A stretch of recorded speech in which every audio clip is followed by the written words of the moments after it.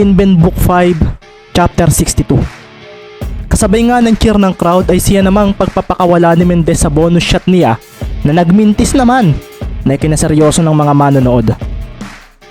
Mabilis namang binax out ni Black si Magbuo para sa rebound, kaso nagawang i-box out ni Lisigarong at sa pagtalo ng dalawa ay sabay nilang natapik ang bola na naging dahilan upang muli itong umangat pataas. Sa paglapag nga nilang dalawa sa ibaba ay dito naman napaseryoso ang coach ng Ormin dahil nasa ere na nga si Magbuo at siya ang kumuha ng rebound na sinundan niya ng isang putback dunk. Paglapag ni Magbuo ay itinaas nga niya ang kanyang mga kamay nang lampasan si Black. Pagdating nga niya sa harapan ni Mendez ay isang malakas na apiran ang kanilang ginawa. Kapag natalo ka sa rebounding o maunahan ka ng katapat mo, hayaan mo lang, hindi ibig sabihin noon ay talo ka na. Tandaan mo Marlon, maraming paraan para maging magaling na sentro at ginagamitan ito ng diskarte. Ang ama mo, siya ang pinakamababang sentro noon sa liga na sinalihan namin, pero siya ang kinatatakutan ng mga mas malalaking sentro na nakakalaban namin. Naalala pa nga ni Marlon ang mga sinabi sa kanya ng coach niyang si Isaiah at pagkatapos ay napatingin din nga siya kay Ricky na ang laki ng naitulong sa kanyang basketball, lalo na nang sumali ito sa Mansalay. Kuya Marlon, hanggat nasa ilalim ka ng basket, hindi ako matatakot na sumablay. Bakit? Kasi ikaw ang makakakuha ng rebound. Sagot ni Ricky sa kanya na napakalaki ng tiwala sa kanya. Tama si Gerald, kakaiba ka Ricky. Sabi pa nga ni Marlon matapos maalala ang isang munting usapan nila ni Ricky dati. Kagaya nga ng sabi ni Gerald sa kanya, sa oras na magtiwala si Mendez sa kanya, wala na siyang choice kundi ang siguraduhing hindi iyon masasayang. Baba agad, depensa, gumalaw kayo, bulalas pa nga ni Coach Isaiah. Sa pagdating nga ni Chavez sa kanilang side ay agad niyang iniwasan ang agresibong pagbabantay ni Mendez. Muntikan na nga siyang maagawan pero agad niyang ibinato ang bola kay Ramirez na ginamit ang screen ni Magsaysay upang maiwan si Maki Romero. Isang switching nga ang naganap at dito na nga napaseryoso si Ramirez nang si Carlo na ang nasa kanyang harapan. Kaya mo na kaya ako ngayon Carlo? Tanong pa nga ni Henrik at sa paggalaw ng bola ay siya naman biglaan niyang pag-iwas kay Carlo na napangiti naman. Nabitawan nga ni Ramirez ang bola at dito na nga napaseryoso ang mga taga-Ormin dahil bigla itong dinamba ni Mendez ng dumiretso sa labas ng court. Kaya ka namin, Henrik. Sabi pa nga ni Carlo na mabilis na sinambot ang bolang ibinalik ni Mendez na nagdiretso naman sa labas ng court pagkatapos ng pag-save nito. Mabilis na itinawid ni Ibanez ang bola at ang harangan siya ni Magsaysay ay dito na nga niya ito nilampasan. Mula sa kanan ay bigla niyang hinawakan ng bola at iniiwas dito na sinabayan din niya ng pagpunta sa kaliwa. Dito na nga napangisi si Maki nang makita iyon at pagkatapos ay idinakdak nga ni Ibanez ang bola sa basket. Bakit ako sumali sa Kalapan team? Dahil nandito ka Mendez. Ikaw ang reason kaya nagbago ang pananaw ko sa buhay. Mula sa easy go lucky noon, babaero at mayabang, binago mo ang paniniwala ko. Walang mangyayari kung gagawin ko iyon. Kaya bilang kabayaran, gusto kong tulungan kang marating ang pinakamataas na posisyon sa basketball. Sasamahan kita hanggang sa Maharlika at kung kailangan mo ng malakas na katulong sa pagpuntos at depensa, ay pwede mo akong pasahan. Nagpatuloy ang unang quarter at bigla nga umatras si Mendez at huminto na naging dahilan upang mapahinto rin sina Ramirez at Chavez na makikita sa mukha ang pawis. Isang walang tinginan ngang pasa ang ginawa ni Ricky papunta sa kanyang kuya Marky na bigla na lang lumitaw sa kaliwa nito. Nagpakawala nga agad si Lee ng tres at sa paglapag nito ay napangiti pa itong napatingin sa kapatid ng kanyang kaibigan na si Richard. Hindi ganyan ang dapat mong gawin Ricky. Babaan mo pa ng kaunti ang katawan mo para hindi ka basta mabalya. Sabi nga ni Marky sa isa nilang practice ng Team Kalapan. Makikita nga sila ni Tristan na sinasanay si Ricky na mabalya ng malalaking kagaya nila. Pasimplihan mo ng siko, sabi naman ni Tristan at nang gawin ito ni Mendez ay napaseryoso si Marky dahil masakit daw ang tama noon na kinatawa agad ng dalawa. Hinalit ng bola ang basket at dito na nga napakuyom si Coach Recto dahil sa natitirang 10 segundo ng quarter ay makikitang tambak na sila sa score na 30-13. Napailing lang siya dahil sa ganda ng laro ng Kalapan na akala niya ay mapipigilan ng kanyang strategy. Hindi ko alam na may isa pa palang bagay ang magpapaganda ng laro ng mga ito. Nasabi naman ni Isaiah sa kanyang sarili habang pinagmamasdan si Ricky na kinukuyog ng kanyang mga kasamahan. Sa performance na pinapakita ng araw ng team niya, ay masasabi niyang sila ang pinakamalakas na team ngayon sa Mimaropa. Ang Romblon at ang Palawan na lang ang natitira nilang kalaban at walang duda raw na matatalo rin nila ang mga ito. Kagaya kung paano nila tinalo ang nakaraan nilang mga kalaban. Nagpatuloy naman ang second quarter at mas namagaan lamang ng Kalapan na lalong ikinaseryoso ni Coach Recto at ng mga players ng ibang teams na nanonood. Parang hindi raw nagbimintis ang Blue Phoenix at ang lahat ng pasa ni Mendez ay kumokonekta para maging puntos. Offensive foul, bulalas ng referee habang nakaturo kay Ramirez na nakatayo sa harapan ng nakahigang si Dre Sanchez na napakuyumpa ng kamao. Napaseryoso nga rin siya nang makita niya sa magkabila niyang tabi sina Mendez at Mover para alalayan siyang bumangon. Kuya Dre, si Sir Ricky na ang idol ko magmula nang mapanood ko siyang maglaro ng basketball.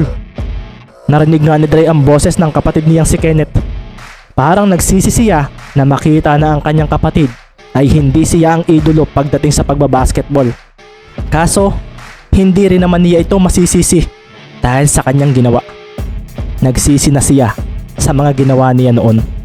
Nakahingi na rin siya ng tawad kay Gerald at kay Kat at ang pagsali niya sa Team Kalapan, ito ay upang malaman kung ano ba ang pakiramdam ng may kakamping isang Ricky Mendez sa team. Hindi rin kasi niya makalimutan ang nangyari sa kanila noong All-Star Game ng OMPL. Hindi na rin ako takot sa mga gaya ni Henrik Ramirez o sa kahit sino pang magagaling na players. Kasi kung si Mendez nga ay hindi natatakot, ako pa kaya?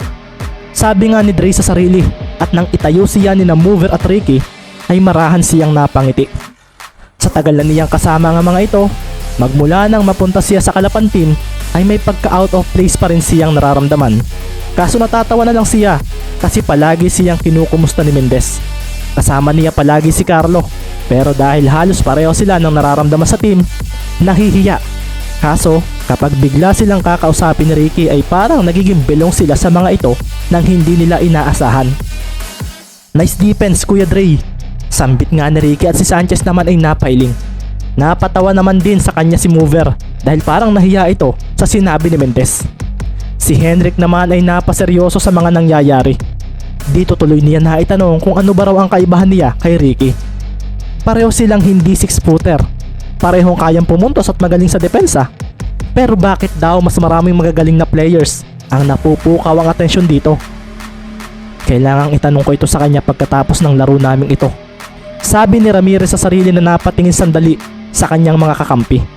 Napabuntong hininga na nga lang siya at akala niya ay magiging ayos na sila matapos ang magandang performance niya noong unang game.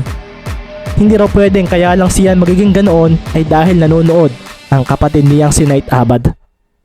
Bakit ba ako nagpapagaling na maglaro ng basketball? Bakit ba gusto kong manalo? Dagdag pa nga ni Ramirez sa kanyang sarili at nakaramdam na lang siya ng tapik sa kanyang balikat. Okay lang matalo, pero ang hindi ay ang hayaan nating matalo tayo ng hindi lumalaban. Game na Henrik. Sambit nga ni Jeric sa kanya at agad niyang tumango si Ramirez. Salamat, Jeric.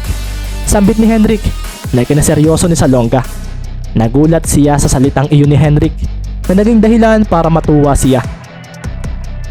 Ang inaasahang dikit na laban ng iba at ang inaasahang magiging matinding palitan ng puntos ay hindi nangyari. Napansin ng marami na habang tumatagal ay paganda ng paganda ang chemistry ng Kalapan team. Ito nga ang nagiging dahilan upang hindi sila masabayan ng mga nakakalaban nila. Isa na naman ngang high digits margin ang nagawa nila sa ikalima nilang laban. Sa pagtunog ng buzzer ay siya naman pagnili ni Ricky Mendez na kasalukuyang nakaupo na sa bench kanina pa. 3 minuto nga lang siyang pinaglaro ni Coach Isaiah noong huling quarter at mukhang siya na naman daw ang magiging best player of the game. 25 points, 20 assists, 10 steals. Ito Ricky ang stats mo, triple-double lang naman. Sabi nga ni Larry Dizon na siyang may hawak ng papel. Si Baro naman ay agad na kinuha ang papel na iyon upang tingnan ang sa kanya. I-interviewin ka na naman nila. Kumusta naman Ricky ang maging ace player ng pinakamalakas na team ng isang liga? Tanong naman ni Maki na kasalukuyang nakaupo sa tabi ni Mendez. Nagtala naman si Maki ng 22 points at kung iisipin ay hindi raw niya kailangan pang umiskor ng mataas. Kasi kahit daw hindi siya maglaro ng buong game ay alam naman daw niyang sila pa rin ang mananalo. Hindi ko kuya alam, basta ginagawa ko lang naman ay yung mga natutunan ko at itinuro ninyo sa akin. Iyong passing, scoring, pati dribbling ay ginagawa ko lang based sa alam ko. Sagot naman ni Ricky at napangiti na nga lang si Maki na napatingin sa loob ng court. Sabi ko nga, panalo na naman nga ang team ng Calapan City sa Mimaropa League nang talunin nila ang Ormin team sa score na 137-84. Isang total domination mula sa team ni Isaiah ang muli na namang kumalat sa buong Palawan. At ang pangyayari ring ito ang biglang pumukaw sa ilan pang teams na makakalaban nila sa Maharlika League sa Oktubre. Sa isang post sa social media page ng isang local news sa Palawan, mababasa nga sa simula ang mga salitang strongest team in Mimaropa League, Calapan City Blue Phoenix gets their 5th win against Oriental Mindoro. Sa isa naman ngang post ay mababasa naman ang mga salitang Ricky Mendez gets the number 1 position in MVP rankings in Mimaropa League after his triple-double performance against Tamaraws. Sa isa namang online news ng esports sa Calapan ay balitang-balita lalo si Ricky Mendez. May ilan niyang nagsabi na baka raw si Mendez ang maging face of basketball ng rehiyon. Mayroon ding nagsabi na posible raw nagbulatin ito ang Maharlika League. Siyempre, hindi rin mawawala ang ilang may pagdududa, lalo na ang isang sports news sa Manila na kung saan ay nabalita rin si Mendez. Paano kung makatapat na niya ang mga gaya ni Abad or ni Lastimosa, ni Cervantes, ni Parcon, ni Javier? Ibig sabihin, wala kang bilib sa pinakita nitong si Mendez? Hindi ba niya ito magagawa sa Maharlika? Tumango ang kausap na lalaki na kumpiyansang kumpiyansa. Halatang minamaliit nito ang Mimaropa region, lalo pat sa napakatagal na taon ay wala namang sumisikat daw naman lalaro mula sa lugar na iyon sa malalaking leagues sa Pinas. Ilang taon na ba nang huling magkaroon ng isang mahusay na basketball player na nagmula sa Region 4B? Parang wala yata ako malala. Kaya naisip ko, malakas maglaro iyang si Mendez dahil alam mo na. Sabi pa nga ng commentator na ikinatawa naman ng kasama nito sa programa. Kung sa bagay tama ka, baka magaya lang din sila sa Palawan teams. Nasa Maharlika pero kapag ang kalaban na nila ay ang mga malalakas na teams ay hindi makasilat. Nakuha ko ang punto mo partner. Maiba naman tayo. Nabalitaan mo na ba ang tungkol sa magiging preparation ng national team para sa SEA Games sa isang taon? May national team pa pala tayo? Para mo naman sinabi partner niya na wala tayong ganyan. Syempre mayroon. At mukhang may isa akong nabalitaan. Si Kyrie Lastimosa ay mapapasama sa lineup after nitong sunod na Maharlika League. Gigising na ba si Sleeping Monster? Kibit balikat naman ang tugon ng kasama nito.